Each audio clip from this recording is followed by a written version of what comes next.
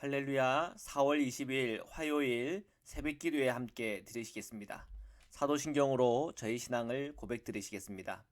전능하사 천지를 만드신 하나님 아버지를 내가 믿사오며 그 외아들 우리 주 예수 그리스도를 믿사오니 이는 성령으로 잉태하사 동정녀 마리아에게 나시고 본디오 빌라도에게 고난을 받으사 십자가에 못 박혀 죽으시고 장사한 지 사흘 만에 죽은 자 가운데서 다시 살아나시며 하늘에 오르사 전능하신 하나님 우편에 앉아 계시다가 저리로서 산자와 죽은 자를 심판하러 오시리라.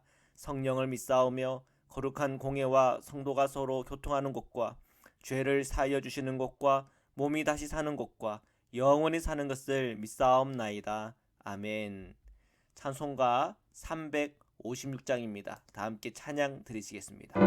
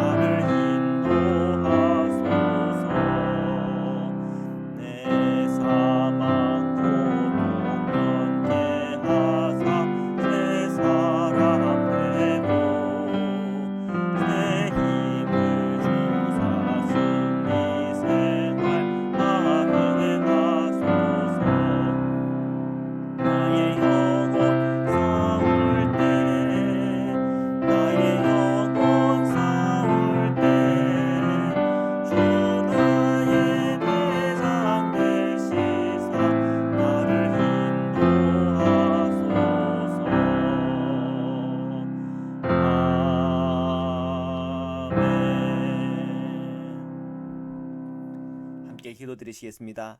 사랑해 주님 감사합니다. 오늘 이 새벽에도 저희들을 불러주셔서 주님의 백성 삼으시고 모든 어렵고 힘들고 고난의 순간마다 구원의 길을 열어주시며 예수 십자가의 은총으로 우리의 죄를 속해 주셔서 구원의 기쁨과 감사와 생명의 소망을 가지고 살아갈 수 있도록 축복해 주시니 감사합니다.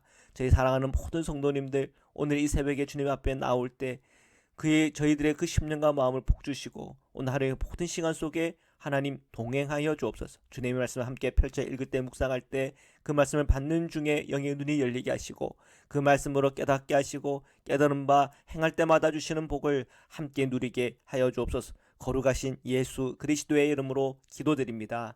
아멘. 우리 하나님의 말씀을 함께 보시겠습니다. 출애굽기 7장 14절에서 25절 말씀입니다. 14절입니다.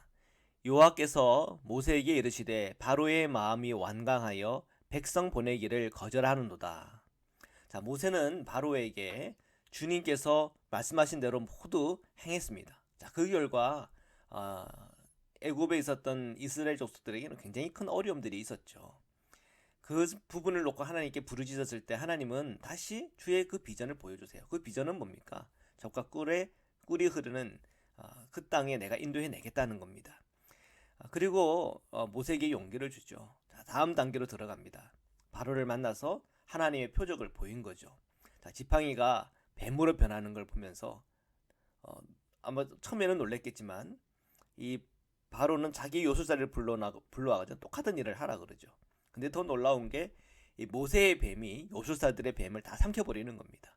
하나님이 더 강하시다는 거죠. 그런데 그런 표적을 보고도 바로는 주의 메시지를 거절합니다.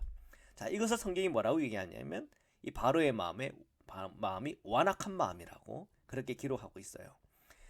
바로의 그 태도를 지적하면서 오늘 말씀이 시작이 됩니다. 주님께서 모세에게 뭐라고 얘기하냐면 바로의 마음이 완강하여 백성 보내기를 거절한다. 15절입니다. 아침에 너는 바로에게로 가라. 보라, 그가 물 있는 곳으로 나오리니 너는 나일강 가에 서서 그를 맞으며 그 뱀되었던 지팡이를 손에 잡고. 자, 주님은 모세에게 바로를 다시 만나라고 합니다. 그리고 지팡이를 잡고 주의 메시지와 표적을 보이라고 하시죠. 16절입니다. 그에게 이르기를 히브리 사람의 하나님 여호와께서 나를 왕에게 보내어 이르시되 내 백성을 보내라. 그러면 그들이 광야에서 나를 섬기실 것이라 하였으나 이제까지 내가 듣지 아니하도다. 주님의 메시지는 내 백성을 보내라는 거죠. 자, 근데 바로가 듣지 않았다. 그걸 이제 메시지를 전하라는 거죠. 자, 우리가 기억해야 될 것이 이 바로가 어떤 사람이냐? 이스라엘 족속을 선대하지 않았어요. 학대했어요. 노동 착취를 했습니다. 자, 이 세상의 모든 불의한 지도자들은 하나님의 공의를 받아들이질 않아요. 인정하질 않아요. 왜요? 그들 마음의 중심에 자기 이득 취하고 싶은 거예요. 자기의 불의로. 또 그 바로의 마음에는 완악한 마음인데 그 마음의 그 중심에는 이기적인 마음, 자기중심적인 마음, 탐욕스러운 그의 마음이 그대로 있는 거예요. 그러니까 주님의 말씀이 귀에 들리지 않죠. 아니면 자기가 맡겨진 주의 백성을 잘 다스리든지 공의와 정의로 또 공평하게 그들을 품어주든지, 그죠? 근데 그렇지 않잖아요. 학대하고. 그래서 보내라 그러니까 또 안 보내겠다고 그러고. 그러니까 이 바로의 마음에는 굉장히 완악함이라고 하는 그게 죄입니다. 죄. 주님은 말씀하세요. 내 백성을 보내라. 그리고 그들이 광야에서 나를 섬길 것이다. 근데 너 지금 내 말 듣고 있지 않아. 자, 그 내용을 지적하고 있습니다. 17, 18절입니다. 여호와가 이같이 이르노니 내가 이로 말미암아 나를 여호와인 줄 알리라. 볼지어다 내가 내 손에 지팡이로 나일강을 치면 그것이 피로 변하고 나일강의 고기가 죽고 그 물에서는 악취가 나리니 애굽 사람들이 그 강 물 마시기를 싫어하리라 하라. 자, 주께서 모세에게 바로에게 이 말을 전하라 합니다. 바로가 주의 메시지를 거절했으니 모세가 가진 이 지팡이로 나일강을 치면 강물이 피로 변하고 악취가 나고 강의 고기들은 다 죽고 애굽 사람들은 당장 식수 문제가 생길 것이다. 자, 이 메시지죠. 자, 그걸 전하라고 하는 겁니다. 결국 그러니까 이 바로의 이 완악함, 그의 죄성으로 인해서 더 큰 재앙이 올 거라고 하는 예고죠. 19절입니다. 여호와께서 또 모세에게 이르시되 아론에게 명령하기를 내 지팡이를 잡고 내 팔을 애굽의 물들과 강들과 운하와 못과 모든 호수 위에 내밀라 하라. 그것들이 피가 되리니 애굽 온 땅과 나무 그릇과 돌그릇 안에 모두 피가 있으리라. 자, 주님께서 모세에게 아론에게 이렇게 하라 하십니다. 모세가 바로를 만나면 아론은 모세의 지팡이를 잡고 모세의 팔을 나일강으로 내밀게 하는 거죠. 자, 모세는 모세 자신이 능력이 없다고 생각했어요. 특히 말이 어눌하다. 그 걱정하니까 주님께서 그 형 아론을 보내주셨어요. 함께 일을 하게 했잖아요. 나에게 용기가 부족하고 나에게 지혜가 부족하면 또 그것을 도울 동력자를 우리는 구해야 돼요. 구하면 주님께서 주십니다. 주님은 그런 필요들을 거절하지 않으세요. 그래서 심지어 주님께서는 그 아론에게 뭐라고 명하라고 그랬다고요? 모세가 갖고 있는 그 지팡이를 쥐게 하고 그리고 모세의 팔을 이렇게 내밀을 수 있게끔 도와주게 하고. 사실은 모세가 다 할 수 있는 일 아닙니까? 그런데 아론의 도움을 받게 합니다. 동력자니까. 그런데 그 모든 것이 모세에게는 그 마음에 어떤 그 위로가 되고 평안함이 되었나 봐요. 주님께서는 모세에게 내 형 아론에게 이런 일을 시켜라. 그렇게 말씀하고 있죠. 자, 우리가 감당하기 힘들고 어려우면 동력자가 있으면 되잖아요. 그 동력자 하나님께 구하라는 겁니다. 그러면 이렇게 함께 사역하는 그런 이미지 또는 모습을 볼 수가 있게 됩니다. 자, 20절과 21절입니다. 모세와 아론이 여호와께서 명령하신 대로 행하여 바로와 그의 신하의 목전에서 지팡이를 들어 나일강을 치니 그 물이 다 피로 변하고 나일강의 고기가 죽고 그 물에서는 악취가 나니 애굽 사람들이 나일강 물을 마시지 못하며 애굽 온 땅에는 피가 있으나 모세와 아론은 주님의 명령대로 다 행했습니다. 그러자 바로와 그 신하들 앞에 나일강이 다 피로 되는 일이 벌어졌죠. 나일강은 심각한 오염이 되었고 그리고 생물들은 죽었고 식수로 사용할 수 없게 됐어요. 자, 큰 재앙이죠. 22절입니다. 애굽 요술사들도 자기들의 요술로 그와 같이 행함으로 바로의 마음이 완악하여 그들의 말을 듣지 아니하니 여호와의 말씀과 같더라. 자, 애굽 요술사들도 그와 같이 행했다고 성경은 기록하고 있습니다. 자, 문제는 이 문제를 해결하지 못했어요. 지금 재앙이 임했는데 그 재앙을 거두지 못했다는 거죠. 그 재앙은 누가 거둘 수가 있습니까? 하나님만 할 수 있는 겁니다. 아무리 요술사들이 날고 기어도 비슷한 일을 해도 정말 하나님의 그 뜻을 거역할 수는 없는 거죠. 그래도 바로는 여전히 마음이 완악해요. 그 이유는 내 요술사들도 주님처럼 비슷하게 할 수 있다. 그것 때문에 그 마음에 교만이 찾아온 겁니다. 자, 이런 모습들이 요한계시록에서 보여주는 이 바벨론적인 세상의 모습이고 또한 이 바벨론의 흐름에 따라 살아가는 지도자들의 특징입니다. 결국은 하나님의 심판 안으로 들어가는 것이죠. 23절에서 25절입니다. 바로가 돌이켜 궁으로 들어가고 그 일에 관심을 가지지도 아니하였고 애굽 사람들은 나일 강물을 마실 수 없으므로 나일 강가를 두루 파서 마실 물을 구하였더라. 여호와께서 나일 강을 치신 후 이래가 지나니라. 자, 바로는 궁으로 그냥 들어갔어요. 그리고 그 일에 관심도 가지지 않았다 그랬어요. 나일강으로 인한 이 식수의 문제, 환경 문제가 생겼는데 어떻게 이렇게 무책임할 수가 있겠습니까?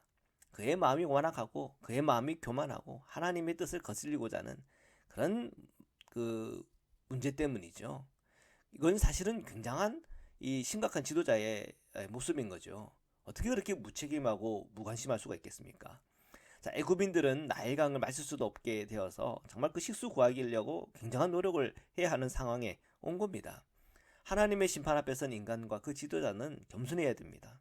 회개하고 돌이켜야 됩니다. 그리고 주님의 음성을 듣고 그 음성에 따라야 됩니다. 그런데 그것을 거절하는 그 교만, 그것은 결국 하나님의 그 심판 안으로 들어가게 되고 더 심각한 어려움에 빠지게 되는 것입니다.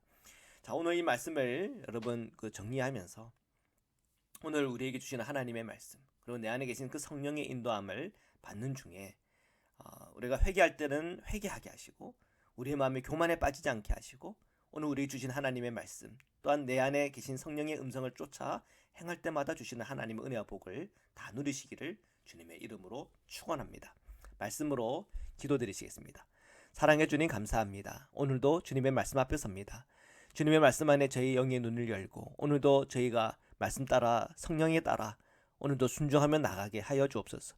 오늘 저희의 완악한 마음이 있습니까? 회개하고 돌이키게 하시고 주님의 음성 듣게 하시며 오늘 우리에게 주시는 십자가의 권능과 은총을 저희가 다 누리게 하여 주옵소서. 오늘 몸에 연약한 자들 기도와 간구할 때마다 치유와 회복 주시옵시고 마음이 연약하여 또한 마음의 어둠이 찾아와 힘들고 어려운 이들 주님의 위로함 받게 하시고 또한 주님 안에서 힘없고 용기 얻어 오늘 우리에게 주어진 그 모든 저희에게 주어진 일을 다 감당할 수 있는 힘과 능력 허락하여 주옵소서. 병중에 있는 우리 성도님들 지켜주옵시고 그 모든 자리 위에 하나님께서 허락하시는 건강 함께 허락하여 주옵소서. 거룩하신 예수 그리스도의 이름으로 기도드립니다. 아멘. 우리 주기도문으로 마치겠습니다. 하늘에 계신 우리 아버지여, 이름이 거룩히 여김을 받으시오며 나라에 임하오시며 뜻이 하늘에서 이룬 것 같이 땅에서도 이루어지이다. 오늘날 우리에게 일용할 양식을 주옵시고 우리가 우리에게 죄 지은 자를 사하여 준 것 같이 우리의 죄를 사하여 주옵시고 우리를 시험에 들게 하지 마옵시고 다만 악에서 구옵소서. 나라와 권세와 영광이 아버지께 영원히 있사옵나이다. 아멘.